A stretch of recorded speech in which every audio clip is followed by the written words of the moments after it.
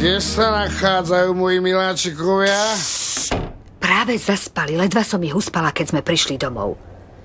A nemáme nejaké pivo? Veru nemáme, Dinko, dnes si už toho vypil dosť, prosím ťa. Oni, mama, čas, keď si mi mohla niečo zakazovať, je už za nami. Oslavujem. A keď človek oslavuje, má právo vypiť toľko, koľko vládze. Ty ani netušíš, čo sa nám dnes stalo. A čo také sa stalo? Nela vyhodila tvoje vlastné deti z domu, ako keby boli... Netáraj, mama, taká je súčasť plánu. Oni ešte nevedia, čo ich čaká. Čo si zas urobil? Ja? Nič. Povedzme, že mám zo pár vplyvných priateľov na vysokých miestach. Bože, Dinko, prosím ťa, prosím ťa. A čo sa tak tváriš? Ha?